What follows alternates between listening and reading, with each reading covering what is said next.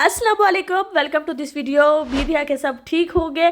तो आज जो है मैं एक अबाया बनाऊंगी। तो उसके लिए जो है मैंने ये जो मरीना का फैब्रिक होता है ना वो लिया है। तो शलवार और कमीज़ का फैब्रिक था, तो इसका बर काफ़ी ज़्यादा था, तो मैंने सोचा कि मैं इसके साथ अबाया बना लेती हूँ। तो अबाया जो है वो एक्स्ट्रा लार्ज में बनाया था मैंने। तो आप अपनी चॉइस के मुताबिक बना सकते हैं। आपने इसको खुला रखना है या जैसा आपका फैब्रिक है ना उसी हिसाब से आप बनाएं। मुझे लूज़ चाहिए था तो इसलिए मैंने थोड़ा ज़्यादा खुला रखा, ज़्यादा से भी ज़्यादा खुला हो गया था। तो आप जो है अपने साइज़ के मुताबिक सारा मेजरमेंट्स रखिएगा। इस वीडियो से आप आइडिया ले सकते हैं। मैंने जो शलवार वाला फैब्रिक है उससे अबाया बनाया है, और जो स्लीव का डिज़ाइन था वो मैंने जो कमीज़ वाला फैब्रिक था प्रिंटेड उसके साथ बनाई थी। तो उसकी वीडियो ऑलरेडी मैंने शेयर की है। तो अगर आप वो नहीं चेक की ना तो ज़रूर चेक कीजिएगा। बहुत अच्छी और ख़ूबसूरत कफ वाली स्लीव्स बनाई थी, वो सारा मैंने डिटेल में शेयर किया था। उसका लिंक इस वीडियो के एंड पर भी मिल जाएगा आपको, और यहाँ आई बटन में भी आप आगे पीछे चेक कीजिएगा, मिल जाएगा। तो अबाया के मेजरमेंट बड़े इजी होते हैं। आर्म होल आपको खुला रखना है या फिट रखना है वो आप अपने हिसाब से रखेंगे। और जो कमर वाला हिस्सा है वहाँ पर भी आप निशान लगा लें कि आपने इसको कितने साइज़ का रखना है। तो मैंने तो ऐसे ही मार्क लगा लिए थे अपने हिसाब से, आप अपने हिसाब से लगाइएगा। और सिंपल कमीज़ की कटिंग और स्टिचिंग की एक वीडियो मैंने शेयर की थी पूरा डिटेल में। उसमें मैंने बताया था कि मेजरमेंट्स कैसे लेने हैं।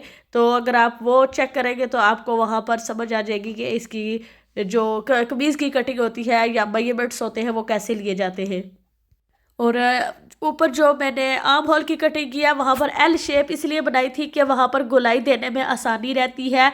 जो मेरे जैसे होते हैं ना जिनको गोलाई देने में थोड़ी मुश्किल पेश आती है, तो इस तरह से जो एल सी बना लेते हैं ना तो बड़ा आसानी से आप वहाँ पर गोलाई की अच्छी शेप दे लेते हैं, नीट। अब इसकी सारी मार्किंग जो है वो मैंने कर ली है।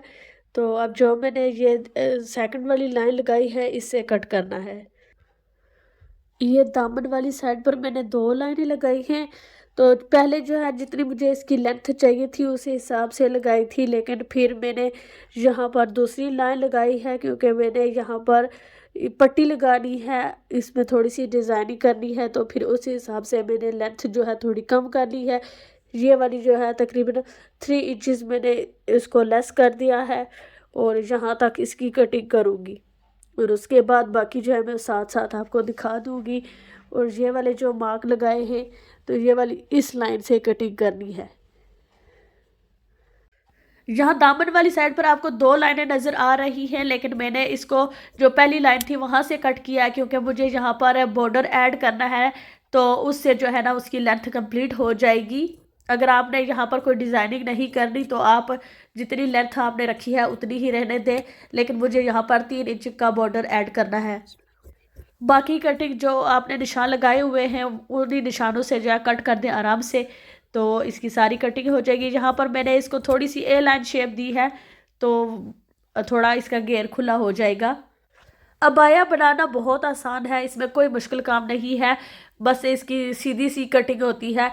डिपेंड करता है आप किस तरह का डिज़ाइन बना रहे हैं, लेकिन यह है कि अबाया हमेशा लूज़ होता है तो उसको लूज़ ही होना चाहिए, तभी उसका मकसद पूरा होता है। ये वाला फैब्रिक कम पड़ गया था, तो वरना मैंने स्लीव्स इसी के साथ बनानी थी, लेकिन अब डिज़ाइनिंग जो है स्लीव्स की वो मैं इस फैब्रिक के साथ करूँगी। और जो फुल स्लीव्स की लेंथ है वो सारी मैं इस फैब्रिक से लूँगी जो प्रिंटेड है। तो ये तकरीबन 18 इंचज़ है, थोड़ा सा ऊपर है 18 इंचज़ से। तो ये वाला मैंने लिया है फैब्रिक, और इसकी लेंथ और इसकी विथ जो है वो तकरीबन है 12 इंचज़।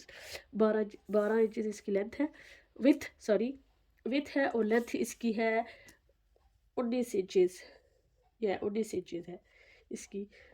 तो अब ये वाला इस साइड से एक्स्ट्रा फैब्रिक है, ये वाला मैं कट करके अलग कर दूंगी।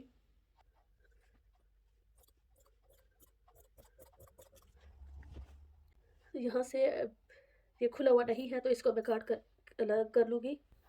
जहाँ पर आर्म होल की गोलाई होती है वहाँ पर शेप दे लूँगी, लेकिन आगे से मैं ज़्यादा शेप नहीं दूँगी क्योंकि इसमें जो डिज़ाइनिंग करूँगी वो चुन्नटों वाली होगी। तो जितनी ज़्यादा चुन्नटें आएंगी ना वो आपकी स्लीव्स की खूबसूरती ज़्यादा बढ़ेगी। तो इसलिए जो आगे से है ना वो आप फैब्रिक ज़्यादा कट ना करें, थोड़ी सी शेप बेशक दे लें लेकिन ज़्यादा कटिंग की ज़रूरत नहीं है। यहाँ पर ऊपर शोल्डर की जगह पर मैंने कट लगा लिया, छोटा सा निशान के पता चले कि सेंटर कहाँ पर है।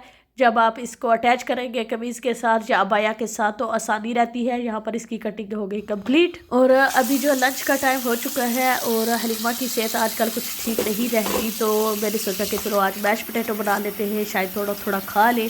तो सर्दी के मौसम में ना इस तरह से जो कोजी से लंच डिनर होते हैं ना वो बड़े अच्छे रहते हैं। तो बच्चों के लिए जो है ना मैंने सोचा कि ये वाला बना लेती हूँ जल्दी जल्दी, तो ये बनाऊँगी। और ये मैं और हलीमा का लंच यही है आज। जब तक यहाँ आलू बॉयल होते हैं ना मैं मशीन सेट करूँगी। तो अब वेदर देखें, आजकल वेदर भी कुछ इस तरह से उदास उदास होता है, कभी बारिश होती है और कभी थोड़ा बेटर हो जाता है, लेकिन सर्दी बहुत ज़्यादा बढ़ चुकी है, बहुत ज़्यादा सर्दी होती है आजकल। और यहाँ पर मैंने मशीन भी निकाल ली है, इस्त्री भी रेडी कर ली है। इस्त्री मैं बहुत लेज़ी रहती हूँ, तो आज मैंने सोचा था कि चलो वो साथ रख लूँगी, जहाँ जहाँ ज़रूरत पड़ेगी ना तो मैं इसको इस्तेमाल कर लूँगी। और आजकल जो है ना विंडोज़ रोज़ साफ़ करनी पड़ती हैं, इतना ज़्यादा वो डैम्प होता है ना, पानी बह रहा होता है विंडोज़ से। वो साफ़ ना किया जाए तो वहाँ पर फिर वो फंगस आना शुरू हो जाता है, तो अच्छा नहीं रहता। तो यहाँ पर मैं देख रही थी बाहर, तो ये छोटा सा जो येलो पत्तों वाला पौधा था उसके अभी पत्ते थे, बाकी जो है ना सब के गिर चुके थे, ये इस पे भी थोड़े थे। तो ये जिस दिन लिया था, लेकिन आजकल जो है ना वो सब पत्ते चले गए बेचारे। हलीमा माशाल्लाह बैठी है, वो उसको टैबलेट दिया है तो बैठी है, वरना वो मेरे साथ साथ ही होती है। जब मुझे कोई काम करना होता है तो टैबलेट उसको देती हूँ। तो अभी मैश भी बन चुका है, उसमें चीज़ वगैरह डालकर, बीन्स डालकर इसको हम इंजॉय करेंगे। अब ये मैश पोटैटो खा कर ना मैं फिर स्टिचिंग का काम स्टार्ट कर लूँगी, हलीमा खुद से खा लेगी। अच्छा जी, खाना शाना खा कर फ्री हो चुके हैं, अब मैं आराम से स्टिचिंग करूँगी। तो अभी करूँगी मैं गले की कटिंग। तो उसके लिए जो है ना ये देखें छोटी सी बुक मुझे मिल गई, जो भी मिल जाता है बस मैंने लाइनें ही लगानी होती है। और ये लाइनें लगा कर ना मैं थोड़ा सा इसको गोलाई की शेप दूँगी। अबाया का जो गला है मैं बिल्कुल सिंपल रखूँगी, गोलाई शेप देकर गोल गला, तो वही वाला बनाऊँगी। तो इस तरह मुझे आसानी रहती है इस शेप देने में, वरना मुझसे अच्छे से ये गोल शेप नहीं देने होती। तो इस तरह से मैं जो मार्क लगा लेती हूँ ना तो फिर बहुत आसानी से ये शेप बन जाती है। यहाँ पर कटिंग करते हुए गला मैंने थोड़ा ज़्यादा कट कर दिया था, तो इस तरह से आप ऊपर से फिक्स कर सकते हैं, तीरे वाली साइड से अब थोड़ी सिलाई नीचे करके लगा लें। और अब बैक पार्ट की जो है वो भी इसी तरह से थोड़ा सा मैं गोलाई की शेप दे लूँगी, ताकि गला जो है ना वो अच्छे से बैठ जाए। पहने हुए गला आगे की तरफ ज़्यादा ना आए, तो थोड़ी सी इसको शेप दे लें। एक और दिन की स्टार्टिंग हो गई है, अभी टाइम हो गया है 10:30। हलीमा आजकल विटामिक्स नहीं खा रही ना, तो उसके लिए मैं इस तरह से ब्रेड जो है ना बना रही थी, ताकि खा ले, हो सकता है खा ले। चॉकलेट स्प्रेड है तो वो खा लेगी फोक के साथ। तो फिर मैं कुछ थोड़ा सा स्टिचिंग का काम कर लूँ। दिन बहुत छोटे हो गए हैं, कोई काम नहीं होता टाइम पर। जैसे दिन स्टार्ट होता है ना फटाफट ख़त्म ही हो जाता है, पता ही नहीं चलता। देखो हलीमा का ब्रेकफास्ट रेडी हो गया है, तो वो इस तरह से फोक लगा के खा लेगी फिर। Is it yummy? Delicious. Okay, eat it. अब ये दूसरा दिन है, हलीमा को ब्रेकफास्ट दिया है, वो खाएगी।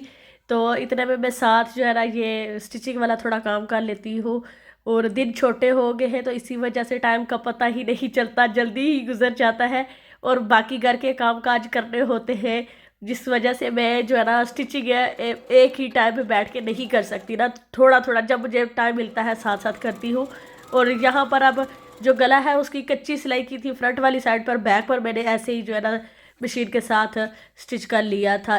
तो ये वाला काम भी हो गया है। अब इसके जो शोल्डर वाली तीरे वाली सिलाई थी वो लगा लिया है, बाजू की गोलाई थी ना वहाँ से नीचे तक पूरी एक ही सिलाई लगा दूंगी। और अब मैं चेक कर रही हूँ कि साइज़ ठीक है या नहीं। तो अभी टाइम है कि फ़िक्स किया जा सकता है, अगर थोड़ा इसको टाइट करना हो या कुछ, तो या स्लीव्स का जो है वो भी मैं चेक कर रही थी। यहाँ पर मुझे वैसे अबाया हमेशा लूज़ चाहिए होता है, तो इतना मेरे लिए ठीक था, लेकिन थोड़ा सा जो आर्म होल की गोलाई है ना वो थोड़ी मैंने ज़्यादा कर दी थी, उसको थोड़ा ज़्यादा डीप कर दिया था। और स्लीव्स भी मैंने चेक कर ली हैं कि उनकी लेंथ पूरी है या नहीं, वो फिट है माशाल्लाह से, स्लीव्स बहुत अच्छी बन गई हैं। और यहाँ पर ये देखें कि ये थोड़ा ज़्यादा मैंने कर दिया है, तो इसको अभी फिक्स कर सकते हैं। तो ये मैं अभी अपने साइज़ का कर लूँगी, बाकी लेंथ इसकी ठीक है। ये वाला पार्ट मैंने थोड़ा ज़्यादा कर दिया है, तो यहाँ पर आप स्टिचिंग करके फिक्स कर सकते हैं अभी।